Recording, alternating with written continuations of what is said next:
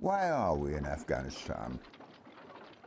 The British Army has been fighting wars in Afghanistan since 1839. The Khyber Pass has been littered with British skeletons.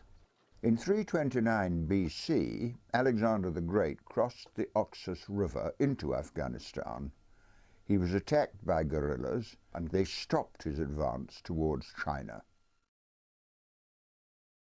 Ghazni, between Kandahar and Kabul, was the centre of a great Islamic empire famed for its music, architecture, science and literature.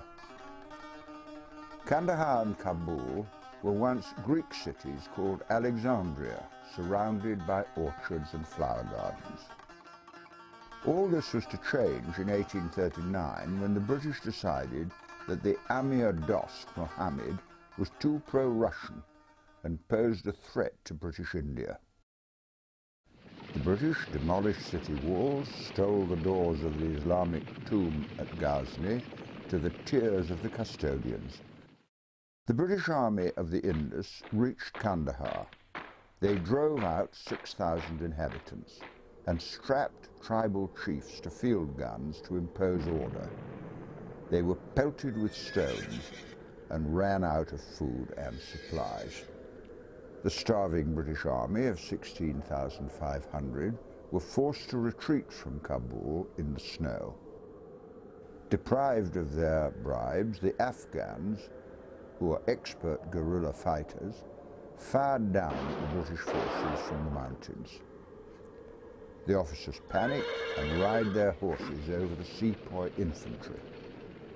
All the 16,500 British army were cut down in the snow, save for one man.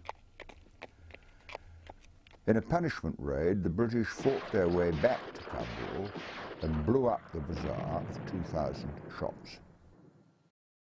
The British complained to the Amir about Russian advances into northern Afghanistan. The Amir refused to reply. The British envoy and 75 staff were murdered.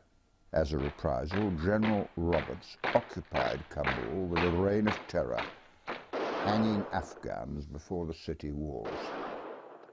The Afghans rose up again in 1880 at the Battle of Maiwand at Kandahar and killed 971 British and Indian troops.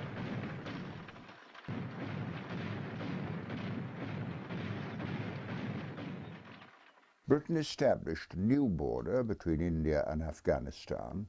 100 years later, this border still causes trouble.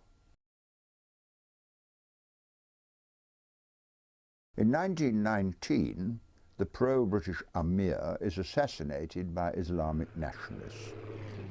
The mountain tribes revolted using new guns manufactured by the English.